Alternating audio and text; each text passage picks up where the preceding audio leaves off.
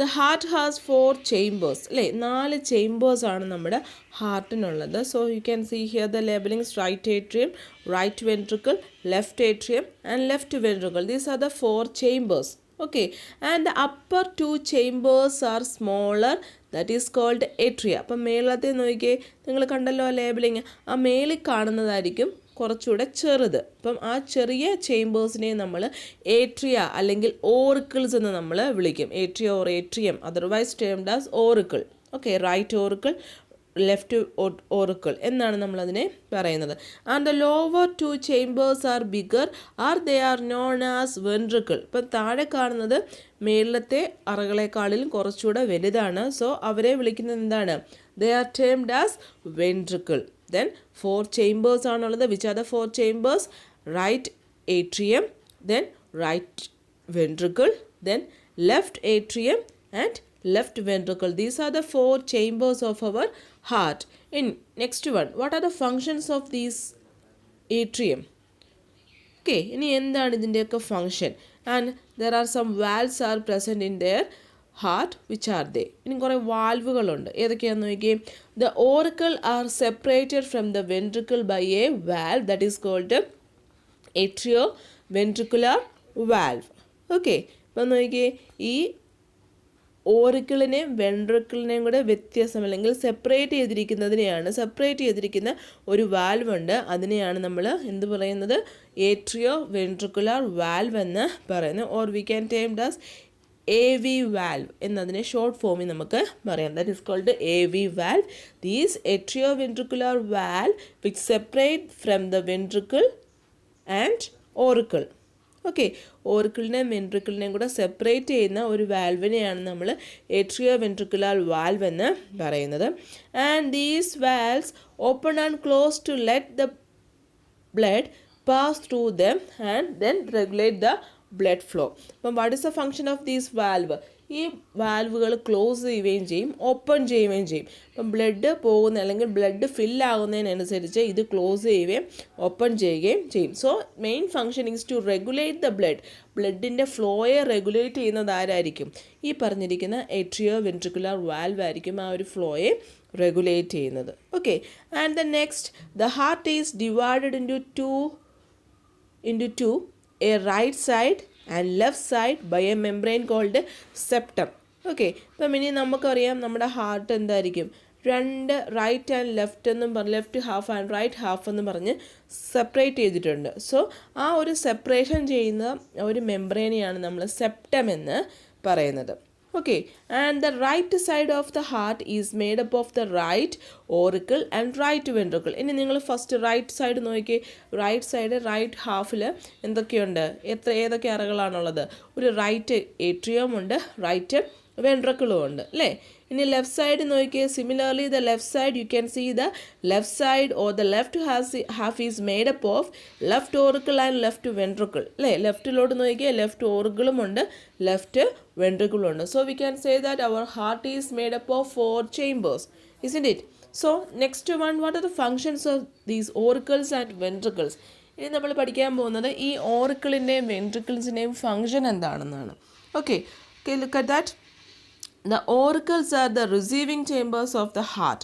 ഹാർട്ടിൻ്റെ റിസീവിങ് ചേമ്പേഴ്സിനെയാണ് നമ്മൾ ഓറിക്കിൾ എന്ന് പറയുന്നത്. അപ്പം അവർ എന്തിനെയായിരിക്കും റിസീവ് ചെയ്യുന്നത്? എന്തിനെയായിരിക്കും അവിടെ സ്വീകരിക്കുന്നത്?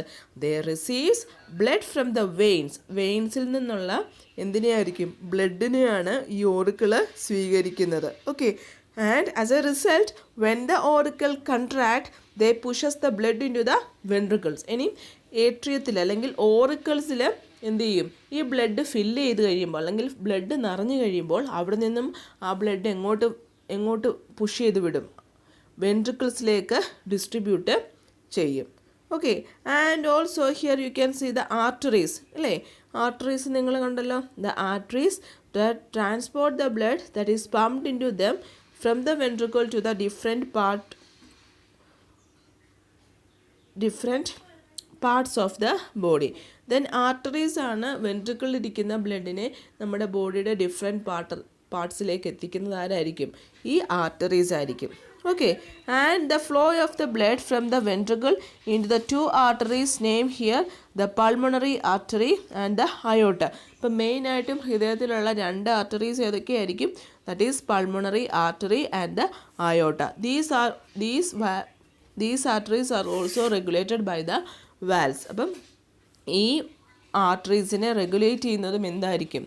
Certain valves are present here. Okay.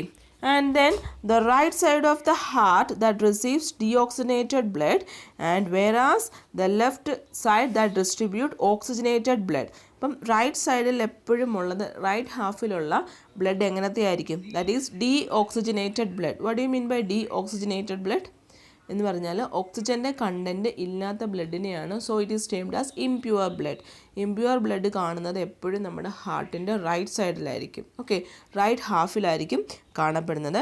But in the left side that consisting of the pure blood or it containing oxygenated blood, left സൈഡിൽ കാണുന്നത് ഓക്സിജനേറ്റഡ് ബ്ലഡ് ആയിരിക്കും. Okay, and these oxygenated and deoxygenated blood do not intermix at any point of time. പക്ഷെങ്കിൽ ഇവർ തമ്മിൽ അല്ലെങ്കിൽ ഈ ഓക്സിജനേറ്റഡും deoxygenated ബ്ലഡുമായിട്ട് ഒരിക്കലും കൂടിക്കലരത്തില്ല. Okay, because of the presence of the septum. Okay, so that is about the heart. ഇപ്പം just നിങ്ങൾക്ക് ഇത്രയും മാത്രം പഠിച്ചാൽ മതി. Okay, so that is about the heart. So you can see a tabular column here in page number 64. What are the differences between the auricles and the ventricles? And you have to read that differences and write in the notebook. Okay, so the first one, the difference between the auricles and the ventricle. In your textbook, page number 64, the auricle means the upper and smaller chambers. ഓക്കെ, ഇപ്പം മുകളിൽ കാണുന്ന ചെറിയ ചേമ്പേഴ്സിനെയാണ് നമ്മൾ auricle എന്ന് പറയുന്നത്. And in the auricle they are receiving chambers of the heart. ഇപ്പോൾ ഹാർട്ടിൻ്റെ റിസീവിങ് ചേമ്പേഴ്സ് എന്നാണ് ഓർക്കിൾസിനെ പറയുന്നത്. And receives blood brought by the vein. And also it is made up of thin muscular wall. Whereas in the ventricles are the lower and the largest chambers. Okay, lower chamber ആയിരിക്കും, that is the largest chambers compared with the auricle, and they are the distributing chambers. അപ്പം ഇവരാണ് distributing chambers എന്ന് പറയുന്നത്. ദാറ്റ് മീൻസ് ബ്ലഡിനെ supply ബോഡിയുടെ entire പാർട്സിലേക്ക് സപ്ലൈ ചെയ്യുന്നവരെയാണ് നമ്മൾ ഡിസ്ട്രിബ്യൂട്ടിംഗ് ചേമ്പേഴ്സ് അല്ലെങ്കിൽ വെൻട്രിക്കിൾസ് എന്ന് പറയുന്നത്. And also it is made up of thick muscular wall. ഇതിൻ്റെ മസ്കുലർ വോൾ വളരെ മറ്റേതിനേക്കാട്ടിലും, അതായത് ഓർക്കിൾസിനേക്കാട്ടിലും കട്ടി കൂടുതലായിരിക്കും. So the wall is very thick in nature. So that is about the pumping organ heart.